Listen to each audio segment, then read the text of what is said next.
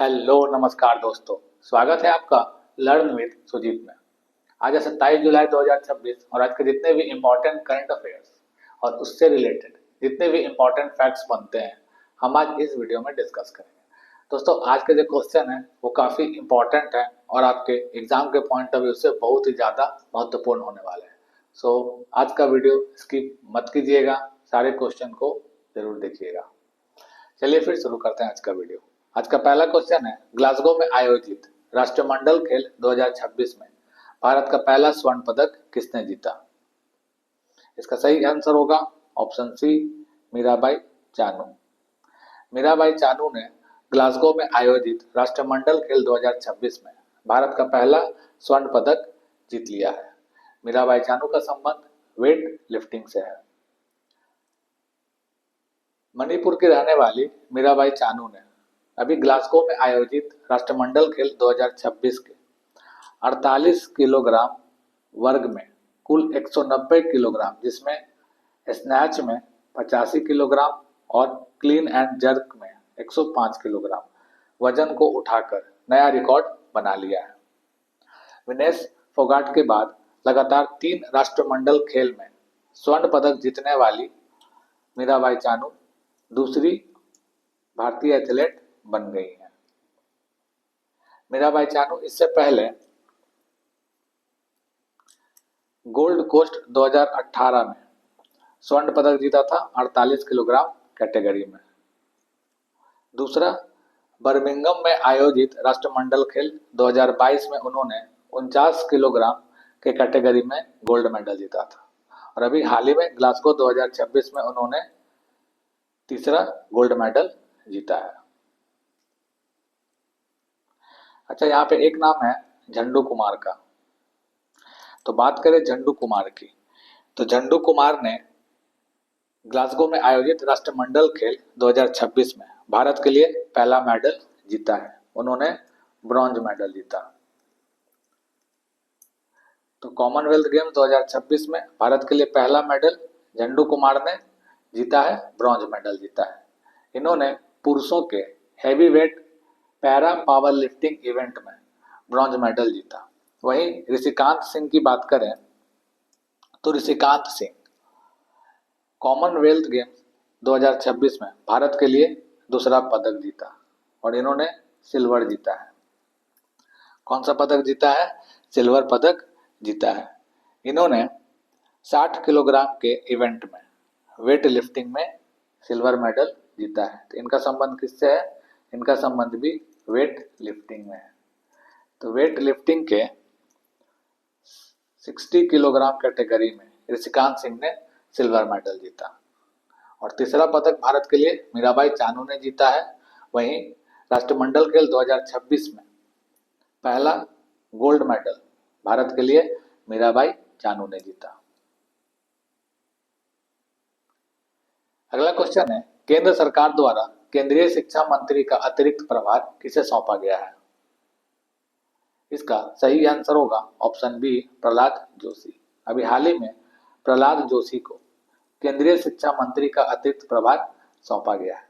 जैसा कि आपको पता है कि अभी नीट पेपर लीक मामले को लेके जो दिल्ली के जंतर मंतर में और अन्य भी राज्य में विरोध प्रदर्शन किया जा रहा था, उसके बाद धर्मेंद्र प्रधान ने अपने इस पद से इस्तीफा दे दिया, जिसके बाद प्रहलाद जोशी को केंद्रीय शिक्षा मंत्री का अतिरिक्त प्रभार सौंपा गया है। प्रहलाद जोशी वर्तमान में उपभोक्ता मामले, खाद्य एवं सार्वजनिक वितरण तथा नवीन एवं नवीकरणीय ऊर्जा मंत्री भी हैं। अगला क्वेश्चन है, हाल ही में अंतर्राष्ट्रीय शतरंज महासंघ यानी कि फीडे के अंतरिम अध्यक्ष के रूप में किसने कार्यभार संभाला है? इसका सही आंसर होगा ऑप्शन डी, विश्वनाथन आनंद। विश्वनाथन आनंद को अभी हाल ही में अंतर्राष्ट्रीय शतरंज महासंघ का अंतरिम अध्यक्ष बनाया गया है। विश्वनाथन आनंद फीडे के वर्तमान में उपाध्यक्ष के पद पर भी हैं। उसके साथ ही उन्हें फीडे का अंतरिम अध्यक्ष का जो कार्यभार है वो भी सौंपा गया है।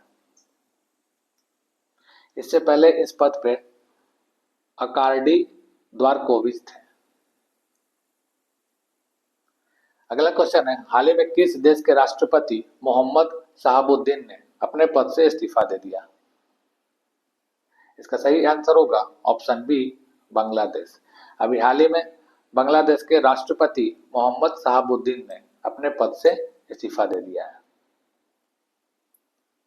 अगला क्वेश्चन है, वर्ल्ड जूनियर स्क्वैश चैंपियनशिप 2026 का खिताब किसने जीता? इसका सही आंसर होगा ऑप्शन ए, अनाहत सिंह। अभी हाल ही में अनाहत सिंह ने वर्ल्ड जूनियर स्क्वैश चैंपियनशिप 2026 का खिताब जीत लिया। फाइनल मुकाबले में उन्होंने मिस्र की रुकैया सलेम को हराकर यह खिताब अपने नाम कर लिया है। अगला क्वेश्चन है, भारत का 45वां यूनेस्को विश्व धरोहर स्थल किसे घोषित किया गया है? इसका सही आंसर होगा ऑप्शन सी, सारनाथ। उत्तर प्रदेश में स्थित सारनाथ को भारत का 45वां यूनेस्को विश्व धरोहर स्थल घोषित किया गया है। कौन सा? 45वां। वहीं अगर बात करें 44वां विश्व धरोहर स्थल की, तो 44वां जो विश्व धरोहर स्थल है वह है मराठा सैन्य परिदृश्य। ये 44वां नंबर का भारत का विश्व धरोहर स्थल है जो कि महाराष्ट्र में स्थित है। वहीं 43वां जो है वो चराईदेव मोइदम है जो कि असम का है। तो 43वां चराईदेव मोइदम, 44वां मराठा सैन्य परिदृश्य और अभी हाल ही में 45वां सारनाथ को घोषित किया गया है। अगला क्वेश्चन है, कारगिल विजय दिवस कब मनाया जाता है? इसका सही आंसर होगा ऑप्शन डी, 26 जुलाई। 26 जुलाई को कारगिल विजय दिवस मनाया जाता है। 26 जुलाई 1999 को भारतीय सेना के द्वारा कारगिल पर विजय प्राप्त करने के बाद यह दिवस मनाया जाता है। तो कारगिल युद्ध कब हुआ था? 1999 में। जुलाई के कुछ और भी प्रमुख दिवस हैं। 1 जुलाई को राष्ट्रीय चिकित्सक दिवस, नेशनल डॉक्टर्स डे मनाया गया। इस साल का थीम था behind the mask who heels the healers. 1 जुलाई को ही जीएसटी दिवस भी मनाया जाता है। 3 जुलाई को अंतर्राष्ट्रीय प्लास्टिक बैग फ्री दिवस मनाया गया। इसका थीम था breaking free from single use plastics towards a sustainable future. 4 जुलाई को अंतर्राष्ट्रीय सहकारिता दिवस मनाया गया। अंतर्राष्ट्रीय सहकारिता दिवस जुलाई के पहले शनिवार को मनाया जाता है और इस वर्ष यह 4 जुलाई को मनाया गया। 10 जुलाई को वैश्विक ऊर्जा स्वतंत्रता दिवस मनाया गया। 11 जुलाई को विश्व जनसंख्या दिवस मनाया गया। 12 जुलाई को विश्व पेपर बैग दिवस मनाया गया। 15 जुलाई को विश्व युवा कौशल दिवस मनाया जाता है। इस साल का थीम था स्किल्स फॉर शेयर्ड फ्यूचर। 17 जुलाई को अंतर्राष्ट्रीय न्याय दिवस मनाया गया। 20 जुलाई को विश्व शतरंज दिवस मनाया गया। इस साल का थीम था celebrate, create and make a difference. 22 जुलाई को राष्ट्रीय झंडा दिवस और वर्ल्ड ब्रेन हेल्थ डे मनाया गया, जिसका थीम था brain health access for all. और 23 जुलाई को राष्ट्रीय प्रसारण दिवस, नेशनल ब्रॉडकास्टिंग डे मनाया गया। अगला क्वेश्चन है, कक्षा 1 से 12 तक एआई को एक मुख्य विषय के तौर पर शामिल करने वाला भारत का पहला राज्य कौन बना? इसका सही आंसर होगा ऑप्शन डी, पंजाब। पंजाब कक्षा 1 से 12 तक एआई को एक मुख्य विषय के तौर पर शामिल करने वाला भारत का पहला राज्य बन गया है। अगला क्वेश्चन है, हाल ही में पंचायती राज मंत्रालय का नया सचिव किसे नियुक्त किया गया? इसका सही आंसर होगा ऑप्शन सी, विनीत जोशी। विनीत जोशी को अभी हाल ही में पंचायती राज मंत्रालय का नया सचिव नियुक्त किया गया है। इससे इस पद पे विवेक भारद्वाज थे। आज का अंतिम प्रश्न, हाल ही में जुलाई 2026 में जारी रोम घोषणा पत्र का मुख्य उद्देश्य क्या है? इसका सही आंसर होगा ऑप्शन सी, कृत्रिम बुद्धिमत्ता यानी कि एआई के नैतिक उपयोग और स्वायत्त हथियारों के जोखिम को रोकना।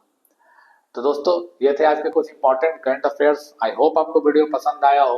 वीडियो अगर पसंद आता है तो प्लीज़ इसे लाइक और शेयर जरूर करें, साथ ही साथ चैनल को सब्सक्राइब भी जरूर कर लें। मिलते हैं फिर अगले वीडियो में कुछ और नए और इम्पोर्टेंट करंट अफेयर्स के साथ।